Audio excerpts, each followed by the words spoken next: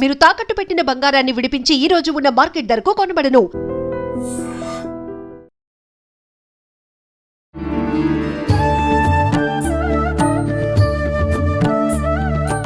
నమస్కారం, welcome to I dream. ధర్మ మార్గం విత్ విజిత కార్యక్రమానికి స్వాగతం. ప్రస్తుతం మనతో పాటు ఉన్నారు ప్రముఖ జ్యోతిష్య వాస్తు పండితులు, లలిత ఉపాసకులు శ్రీ శ్రీ శ్రీ నానాజీ పట్నాయక్ గారు. ఇప్పుడు గురుగారితో మాట్లాడదాం. నమస్కారం అండి. శ్రీమాత్రే నమః.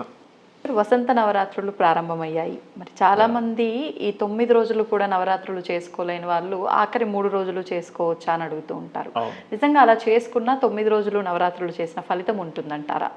అంటే వాళ్ళకి ఏదైనా కానీ అంటే వాళ్ళకి కుదరలేదు, ఏదో అంటూ ముట్టు ఇబ్బంది వచ్చింది, అప్పుడు 3 రోజులు 5 రోజులు చేసుకునే వాళ్ళు ఉంటారు. కానీ వాళ్ళకి గనక వీలు ఉన్నట్లయితే 9కి 9 రోజులు చేసుకోవడం మంచిది. ఈ వసంత నవరాత్రులు పూర్తయిపోగానే శ్రీరామనవమి వస్తుంది. అంటే దీని అర్థం ఏంటంటే లలిత అమ్మవారే రామవతారం దాల్చింది అని అర్థం. ఇంకోటి ఏంటంటే మనకి లలితా సహస్రనామాలు ఈ 9 రోజులు 3 పూటలు పఠిస్తే మంచి ఫలితం వస్తుంది. ఎందుకంటే నామాలకి ఎందుకు అంత ఫలితం అనుకోవచ్చు ఎవరైనా.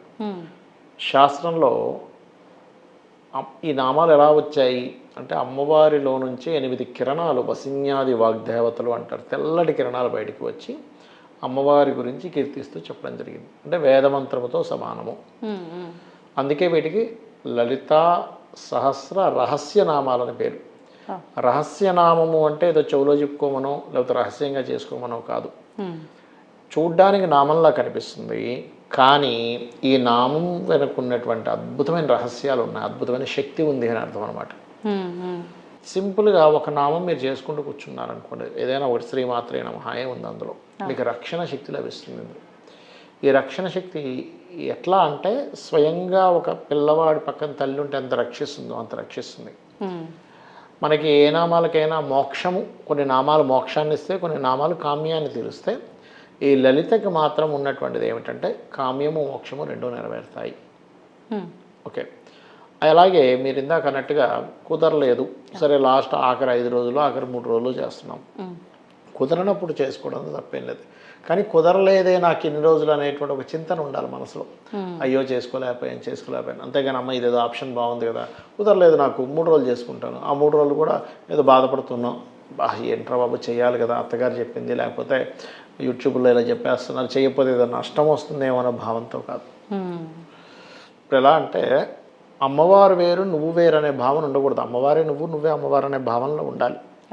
అప్పుడు నువ్వు అలా ఓన్ చేసుకోగలిగితేనే అమ్మవారిని ఆరాధించడం వల్ల నీకు ఆ ఫలితం ఉంటుంది. ఎలా అంటే ఇప్పుడు ఒక తల్లి ఉందనుకోండి, తల్లి బిడ్డకి ఏదైతే తల్లి విలువల్లాడిపోతుంది. ఎందుకు విలువల్లాడిపోతుంది? బిడ్డ వేరు తల్లి వేరు అనుకోవట్లే, తండ్రి వేరు బిడ్డ వేరు అనుకోవట్లే, వాడే ఇంకో రూపం చెందాడు అనుకుంటున్నాడు. ఆ తండ్రే కొడుకు రూపంలో వచ్చాడు. అందుక అది నాది అనే ఫీలింగ్ ఉంది కాబట్టి అయ్యో వీడు ఇంకా వేళకు తినలేదు, అయ్యో వీడికి సరిగా మార్కులు రాలేదు, లేకపోతే ఇంకా సెటిల్ అవ్వలేదు, పెళ్ళి అవ్వలేదు అని బాధపడుతున్నాం మనదే అని ఫీల్ అయినప్పుడు. ఎంతమంది ఫలానా దేవతాలయం ఇలా జరిగింది అనగానే బాహ్యంగా ఎంతమంది చూస్తున్నారు, ఓన్ చేసుకొని అయ్యో అలా జరిగిందని విలువలు నడిపేవాళ్ళు ఎంతమంది. అంటే నువ్వు ఎప్పుడైతే అమ్మవారిని నీకు నువ్వు ఓన్ చేసుకున్నప్పుడు ఆ ఫీల్ వస్తుంది. ఇవాళ రేపు విడాకులు అవ్వడానికి కూడా కారణం ఇదే. ఎలా అంటే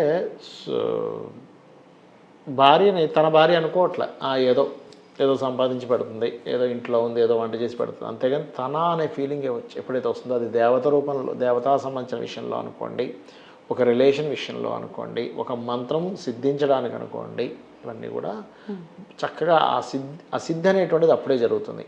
అయితే ఈ నవరాత్రులు చేయాలనుకునేవారు మాత్రం కలశాన్ని పెట్టుకొని బ్రహ్మచర్యం పాటిస్తూ 9 రోజులు నేల మీద నిద్రపోయి ఆహార అలవాట్లలో కూడా కొంత సాత్విక ఆహారం తీసుకుంటూ మనసుని ప్రశాంతంగా ఉంటూ మీరు 3 పూటలు కూడా వీలైతే 3 పూటలు లలిత చేసుకోవాలి. కుదరలేదు కనీసం 2 పూటలు, లేదు అది కూడా కుదరలేదు పొద్దున్నే 6 గంటలకే బయటకు వచ్చేయాలండి, నా వ్యవహారం అలాంటిది, దూరంగా వెళ్ళాలి, ఏదో ఈవినింగ్ ఇంటికి వెళ్తానంటే కనీసం సాయంత్రం పూటైనా చేస్తే కనుక ఖచ్చితంగా అమ్మవారి నామాలు ఒక్కొక్క నామం ఎంత గొప్పదంటే మనం పూర్వజన్మల్లో ఎన్నో వందల జన్మల నుంచి చేసినటువంటి పాపాన్ని దగ్ధం చేస్తుందని శాస్త్రనామాల్లోనే ఉంది.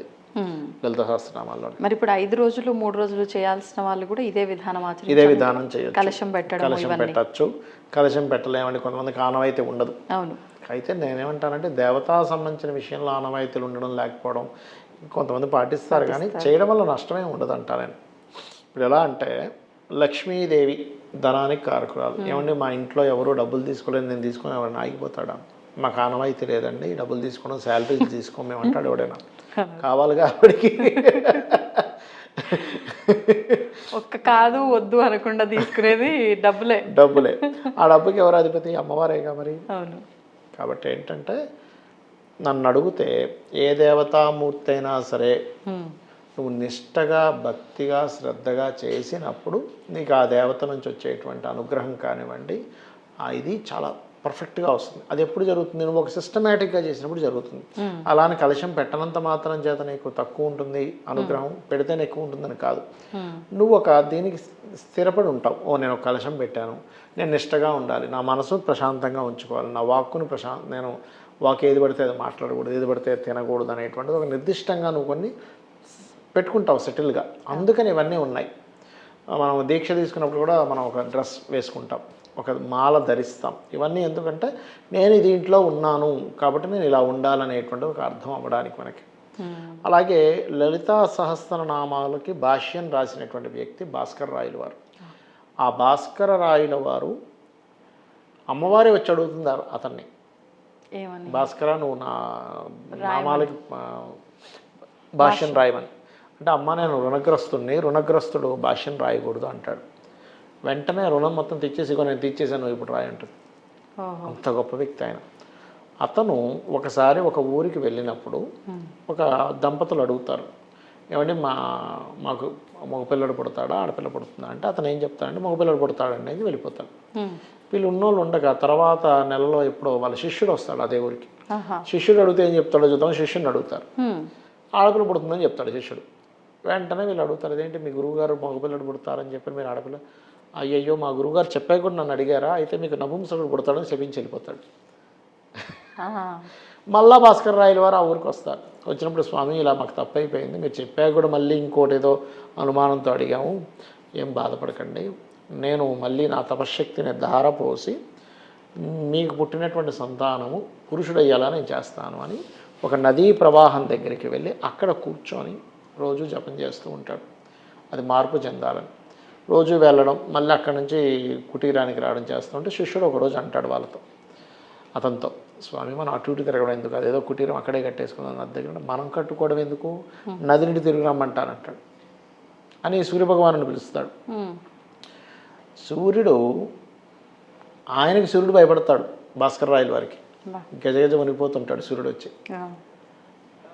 నాకు ఇప్పుడు ఈ నది ఇటు నుంచి ఇటు తిరగాలి అంటే అది ప్రకృతి విరుద్ధమయ్యా, నీకేం కావాలి, అబ్బాయిగా మారిపోవాలి కదా, నపుంసకత్వం నేను చేస్తా అంటే నా తపశక్తితో నేను చేస్తానని మాట ఇచ్చాను, నువ్వు మార్చేసేది ఏంటి, నువ్వు మార్చవా అంటే అతని కోసం ఆ నదిని అలా తిప్పాడు సూర్యభగవానుడు.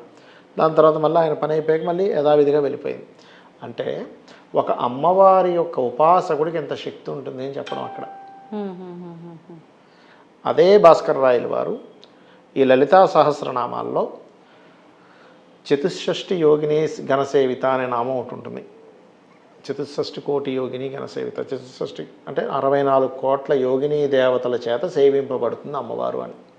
పండితులందరూ కూర్చొని ఏంటయ్యా 64 కోట్ల దేవతలే నిజంగా ఉంటారా అమ్మవారి చుట్టూ అంటే రేపు పొద్దున రాండి మీరు, నేను చూపిస్తాను మీకు అంటే అందరూ తెల్లవారుజామున వెళ్తారు. నెక్స్ట్ డే వెళ్ళినప్పుడు ఆయన శ్రీచక్రార్చన చేసి ఆ జలాన్ని వాళ్ళ కళ్ళకి రాసి మంత్రం చేస్తే 64 కోట్ల దేవతలు కనిపిస్తారు చుట్టూ. కనబడి నా పేరు ఇది, నా ఆయుధాలు ఇవి,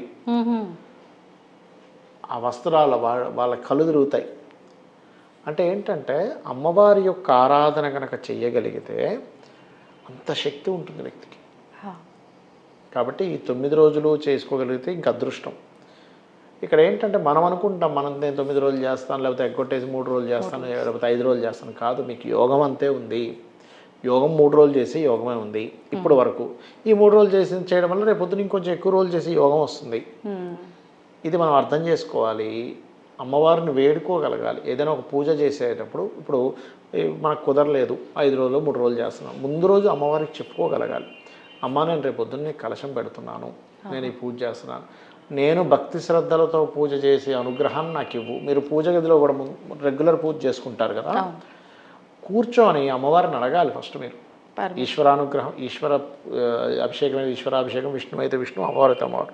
ముందు ఆ దేవతను మీరు అడగాలి, స్వామి నాకు భక్తి కుదిరి నేను భక్తిగా పూజ చేసేటువంటి అనుగ్రహం నాకు ఇవ్వు తండ్రి అని కోరుకొని చేస్తే మీరు ఆ రోజు చూడండి పూజ ఎలా చేస్తారు. అసలు మీ కాన్సన్ట్రేషను అసలు అది ఎలా ఉంటుందంట, అబ్బాబా ఇంతకంటే ఇంకేముంది, ఇంత అద్భుతంగా పూజ చేసుకోవడం ఇంకేముంది అనిపిస్తుంది. అది అయితే ఈ అమ్మవారికి ముఖ్యంగా ఇవి ఎవరో రచించినటువంటివి కాదు. వసిన్యాది వాగ్దేవతలు అమ్మవారులో నుంచే తెల్లటి కిరణాలుగా 8 కిరణాలుగా బయటకు వచ్చి మనకి శ్రీచక్రంలో 2వ ఆవరణలో ఉంటారు. పైనుంచి చూసుకుంటే 8 మంది, వసిని, మోదిని, విమల, అరుణ ఇలా. అయితే వీళ్ళు బయటికి వచ్చి అమ్మవారి గురించి కీర్తించినటువంటి నామాలు ఇవన్నీ కూడా. కాబట్టి ఈ నామాలకి గొప్ప శక్తి ఉంది. ఒక్కొక్క నామానికి అర్థం తెలుసుకొని కనుక మీరు చేయగలిగితే ఇంకా అద్భుతాలు జరుగుతాయి. ఇప్పుడు ముందు 5 రోజులు 4 రోజులు ఇలా చేయలేని వాళ్ళు చివరి 5 రోజుల్లో 3 రోజుల్లో చేస్తే సరిపోతుంది, కుదరని పక్షం.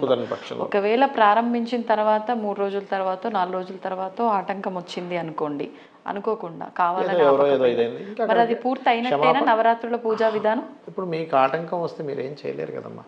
అమ్మవారికి నమస్కారం పెట్టుకుని అమ్మాయి ఇలా అయిందమ్మా, ఇప్పటికి ఇంతే నాకు ప్రాప్తి ఉంది అనుకోవాలి. ఇంకోటి ఏంటంటే ఈ ప్రసాదాల విషయంలో కూడా భక్తి శ్రద్ధ భావన ముఖ్యం. బెల్లం ముక్క పెట్టిన అమ్మవారు తీసుకుంటుంది. లేదంటే నాకు స్తోమత ఉంది నేను చేయగలను, ఒక్కొక్క ప్రసాదానికి ఒక్కొక్క ఇది చెప్పారు, ఒక ఫలితం చెప్పారు. చక్కెర పొంగలు పెడుతున్నాను అనుకోండి, మీ జీవితంలో తీపి అనేటువంటిది అంటే ఏంటి, మీ లైఫ్లో ఏదైతే ఉందో కొన్ని అంటే ఈ విషయం వల్ల నాకు ఇబ్బంది అవుతుంది నా లైఫ్లో అనుకునేటువంటివి క్లియర్ అవుతాయి. పాయసం పెట్టారు, ఆనందం అనేది పెరుగుతుంది. గూడాన్నం నైవేద్యంగా పెట్టారు, వారికి రోగ నివారణ జరుగుతుందని చెప్పింది శాస్త్రం. పసుపన్నం కానీ నెయ్యితో కలిపినటువంటి అన్నాన్ని కనుక మీరు పెట్టినట్లయితే గురుబలం పెరుగుతుంది. గారెలు పెట్టారనుకోండి అమ్మవారికి, ఇప్పుడు మనకి చూడండి కొన్నిసార్లు ఏదో బ్లాక్ మ్యాజిక్ జరిగింది, లేకపోతే ఏదో ఇబ్బంది అయింది అని బాధపడుతుంటారు చూసారా, ఆ గారెలు నైవేద్యంగా పెడితే ఆ దోషం పోతుంది. ఇంకొక సంఘటన చెప్తాను, అలాగో సందర్భం వచ్చింది కాబట్టి. ఒక అతనికి సూక్ష్మ రూపంలో ఉండేటువంటి నెగిటివ్ అండ్ పాజిటివ్ ఎనర్జీస్ కనబడేటువంటి ఒక శక్తి వచ్చింది ఒక అతనికి. ప్రతి మనిషిని చూస్తే అర్థమయ్యేది, ఓహో ఇతన్ని ఈ సూక్ష్మ రూపంలో ఉండే ఒక పిశాచం పట్టుకుందానో, ఈ పాజిటివ్ రూపంలో ఉండే ఒక దేవత అనుగ్రహిస్తున్నానో ఆయన కంటికి కనబడేది. ఒకరోజు ఆయన్నే ఒక చనిపోయినటువంటి ఒక సర్ప పిశాచం పట్టుకుంది ఆయన్నే. దానికి పాలు పెడుతూ ఉండేవాడు, ఏదో ఫుడ్ పెడుతూ ఉండేవాడు, అది తింటూ ఉండేది, ఈయన కథలే తిరుగుతూ ఉండేది. సర్ప పిశాచం అంటే చనిపోయిన సర్పం కూడా పిశాచం అవుద్ది కొన్నిసార్లు.